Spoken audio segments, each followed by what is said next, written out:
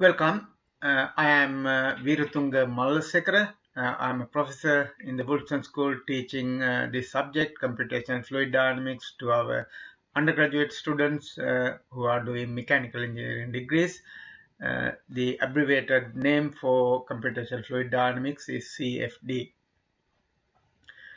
Fluid flows are very important in many aspects of engineering.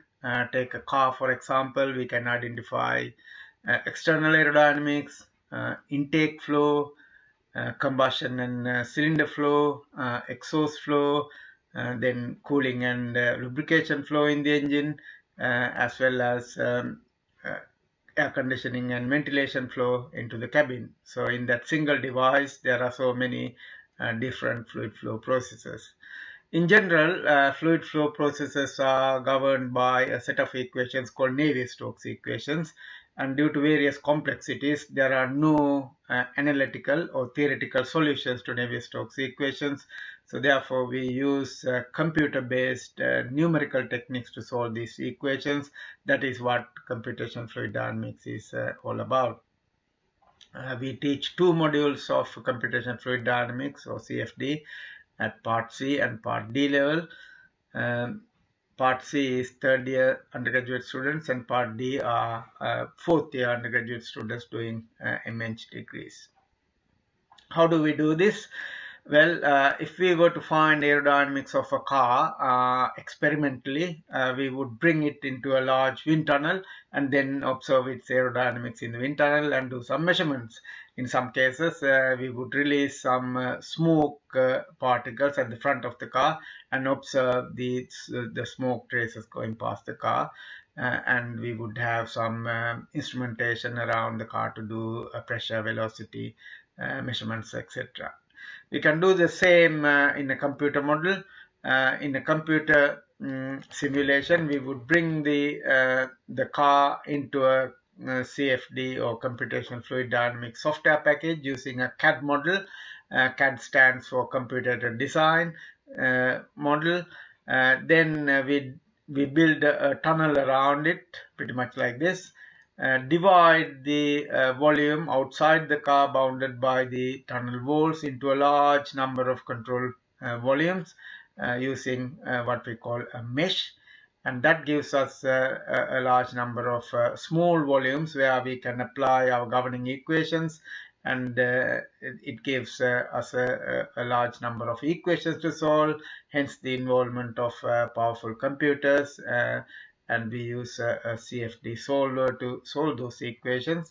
Once we have a solution, and the solution can then be visualized using various visualization techniques. So these are the kind of steps we would follow in creating a CFD computer simulation. We use a software package called Star CCM Plus to teach software skills in CFD to our students. And this software package has got various facilities to build complex geometries, divide them into small control volumes like this, and then it has got a solver. And once we have a solution, we have visualization facilities to visualize the solution. Let me show you some examples. The first example is an aerodynamics simulation of a small car. In this case, this is a real car. It is a Renault small car model which came out a few years ago. And the package which has been used to do this simulation is the same package which our students would use to learn CFD. So if they learn it well, they can do big complex simulations like this. Here we visualize this the solution or the simulation results by plotting pressure contours on the body of the car and tracing particles from the front of the car going past the body. And in this case, it shows reasonably good aerodynamic features of this car. This one here is a more complex simulation. In this case, this is external aerodynamic simulation of a Formula One car. As you can see, now the geometry is very complex and this speeds involved are very high. So therefore, the flow pattern is also very complex. In a situation like this, even a small change of the geometry, such as the wing mirror, can have a big effect on aerodynamics. So therefore, in Formula One racing, CFD is widely used for design and performance improvement.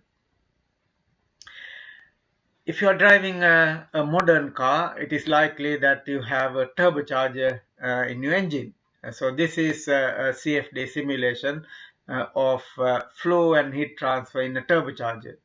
What a turbocharger does is it takes the exhaust stream to run a turbine, and that turbine is coupled to a compressor at the same end of the end of the same shaft.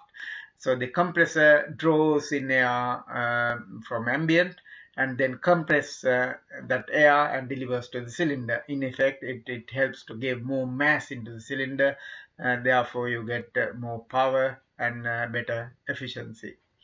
So these are some examples of various CFD applications. What do we do with our students? We teach 2 modules of CFD.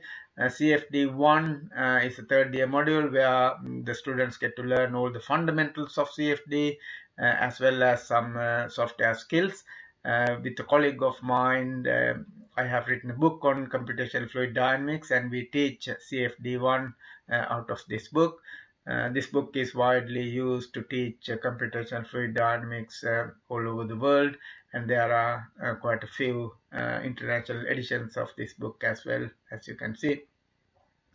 CFD2 is a 4th year module. In this module, we work with various companies such as Perkins, Jaguar Land Rover, JCB, Rolls-Royce, etc. And these companies give us industry relevant problems for students to work on, and they also provide support in supervising these projects.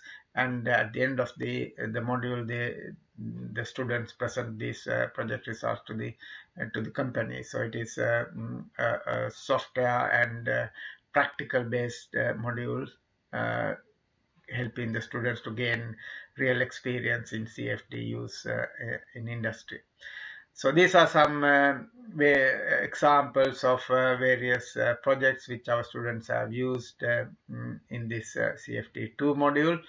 And as you can see, they have undertaken a variety of different problems in the past. Hope you have enjoyed this short presentation on the CFD activities in our degree courses, and thank you very much for listening to this presentation. Thank you.